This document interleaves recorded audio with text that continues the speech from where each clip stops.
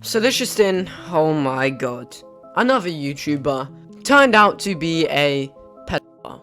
At this rate, I'm getting scared, okay? As a YouTuber, who you should totally subscribe to, by the way, because I really do appreciate it. It's one click away, free, and it helps me out so much, it can literally just be a good deed for the day. Thank you. Oh my god, sidetracked. Anyway, so many YouTubers are turning out to be pedophiles. I'm getting scared that I'm gonna be one. Right, so if you hadn't already inferred from what I've said, Cody Co is being outed as a pedo, with some pretty damning evidence, at least from the witness's side. This witness being the one who slept with him while she was 17. So, Tana Mojo is another YouTuber who is quite unlikable. She did many escapades, such as her TanaCon, which led to people almost dying of heat stroke and getting sent to hospitals, and a bunch of other drama controversy that all you really need to know is that no one really likes her. And that links in with today's topic. There was a clip making the rounds of her saying, or rather responding to the question, who do you know had the smallest cucumber? At which point she responds by saying, oh my god, Cody Co.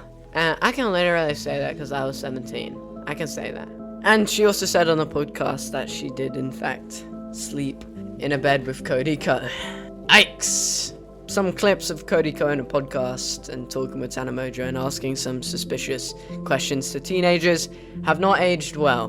Now, like many others, there is some clarification needed, and in the words of Moist Critical, 17 is lower than 18, and 18 is the age of consent. So no matter the age, it is illegal, and the men in robes will definitely sentence you to prison if you slept with a 17-year-old in a state where the age of consent is 18, which I'm guessing happened because they're both YouTubers and California is where they are infested with. Again, how many of these YouTubers are false? Oh my god. 17 really is a debated upon number for age of consent, especially in this YouTube realm. Stuff like Call Me Carlson and Cody Co. Actually, that's about it. I googled if there were any more YouTubers and believe it or not, nothing came up. Mini Lad? Actually, no, I think that was 16. It's a number that is close to 18. Believe it or not, guys, shocking revelation, I know. And it's close enough that people seem to blur the lines between legal or not. It's like a meter. 17 is the yellow. You're stepping in the bad. Red is 16. That's a problem. And utter pitch black is everything below that. Anything below 17, usually on the internet, is undisputable. There's usually never any supporters of who happen to be YouTubers messing around with them. After that, their career is done. There is no second opinion. For example, P, who was messing around with way younger kids, and Mini, who was dipping into the 16s. It sounds so morbid, like, shouldn't they all go to prison? And I mean, yes, it is illegal, but unfortunately you're on the internet, and there are going to be people supporting Cody Co and saying what he did isn't that bad, just because she is 17, and she is Tana Mojo, who is hated by many, and has had a lot of negative reputation on the internet. So that's why there's some tiny little gremlin-y part of defense for Cody Co. There's still way more. Don't worry, this video isn't ending anytime soon. There's still way more drama. So, there's still more allegations. The Cody Co statutory allegations. Basically, I think I failed to mention before, this was in the state of Florida, so age consent is still 18. And Cody Co was 25, Tana Mojo 17. Anyone 24 or older hooking up with a 16/17-year-old is considered SR. It was reported in the case that Gabby, probably Hannah, said she pulled Cody Co aside to inform him Tana Mojo was 17. Cody Co thanked her for the warning, but then later said that they had S anyway. Again, I just checked Twitter, there are people in defense of Cody Co. It's not some imaginary thing like most dramas are. Pretty much, it's people saying that she's Tana Mojo, states have different consents, and that she's 17 anyway, he shouldn't lose his career. And I mean, laws are there for a reason, you can't just break them. Okay, laws are not just estimated guidelines, like, shoulds instead of you must. You can't break the rules like that. They're made for a reason. They are laws.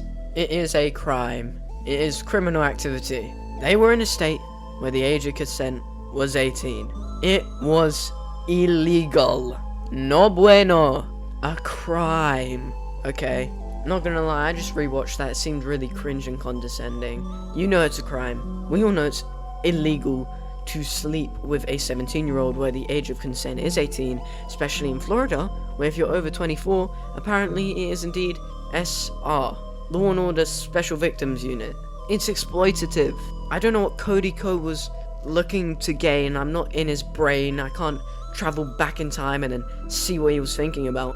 But I think me and you can agree it was definitely not in the right to do so, that it wasn't morally okay to do so, that it was an exploitation of a young woman. And even if it is Tana Mojo, it's still illegal, and the defense just doesn't really extend. So that kind of dismantles that, and I've kind of also given the information required to make of what you will of this video. So what else could I cover? This video isn't 8 minutes yet, so I'll talk about my own opinion on this. This kind of reminds me of an episode of House, but instead of House sleeping with the 17-year-old girl, which is illegal, he instead does the normal thing and denies all sexual advances, mostly. Anyway, what I'm saying is that Cody should be more like House. Okay, I went off track. I'm saying that it's easy to just not do this. I'm saying it was his decision, and therefore he should face the consequences for doing something not only morally wrong through her exploitation, but also objectively legally wrong. It is in the legal wrong to do that, to sleep with someone under the age of consent when you are over. That is illegal. So you have to face consequences, legal repercussions, or even if you don't face that, public ones.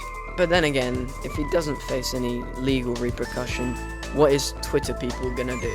He can just close his phone and he won't face any negative backlash, and within a week everything will just dissipate and no one will care anymore, especially with people in his defense. So I explained why he's in the wrong. Now that's pretty much it. I commentated. I did my job. If you have any opinions, I recommend you put them in the comments so you can give me an idea of what the general public thinks about this. And other than that, before I say the magic words, please like, comment, subscribe, and share this video to anybody you know or your get. Yeah, that's pretty much it. It helps me out so much, more than you can imagine, brings me literal joy, and I appreciate it so much. Thanks for watching, and I'll see you. Peace.